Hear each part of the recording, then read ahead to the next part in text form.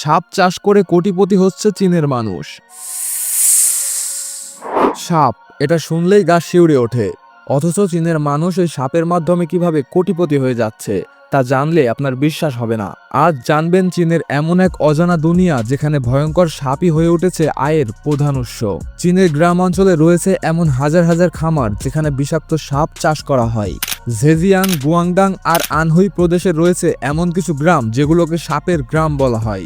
এখানে মানুষ সাপের বিষ, মাংস এবং তেলের জন্য সাপ পালন করে, আর এই চাষ তাদের কোটিপতি বানিয়ে তুলছে। কিন্তু প্রশ্ন হলো, সাপ চাষ এত জনপ্রিয় কেন?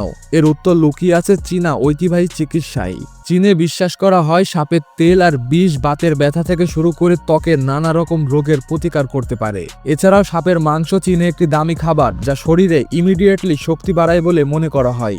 আপনি কি জানেন একটি সাপ চাষ খামার থেকে একজন চাষি বছরে 1 মিলিয়ন ইউয়ান আয় করেন, যা বাংলাদেশি টাকায় প্রায় 1.5 কোটি টাকা। শুধু চীনেই নয়, আন্তর্জাতিক বাজারেও সাপের বিষ, তেল এবং অন্যান্য পণ্য বিক্রি করে কোটি কোটি টাকা উপার্জন হচ্ছে। সাপ চাষে প্রয়োজন সঠিক পরিবেশ, তাপমাত্রা এবং খাদ্য। খামারগুলোতে সাপের খাবার, প্রজনন এবং বিষ সংগ্রহের জন্য বিশেষ প্রযুক্তি ব্যবহার করা হয়। তবে এই কাজ ঝুঁকিপূর্ণ। বিষ সংগ্রহের সময় একটুখানি ভুল প্রাণঘাতী হতে পারে। বিশেষজ্ঞদের মতে চীনের সাপ চাষের এই ব্যবসা আগামীতে আরও বড় আকারে ছড়িয়ে পড়বে, কারণ বিশ্বব্যাপী ঔষধি পণ্যের চাহিদা দিন দিন বাড়ছে। সাপের মতো ভয়ঙ্কর প্রাণীকে ব্যবহার করে চীনের মানুষ যেভাবে কোটি কোটি টাকা আয় করছে তা সত্যি বিস্ময়কর। তবে প্রকৃতির প্রতিটা প্রাণীরই গুরুত্ব রয়েছে, তাই কোনো প্রাণীকে অপ্রয়োজনে ক্ষতি করা ঠিক নয়। আপনি কি জানতেন সাপ চাষের এই দুনিয়া সম্পর্কে? না জেনে থাকলে কমেন্টে অবশ্যই জানাবেন।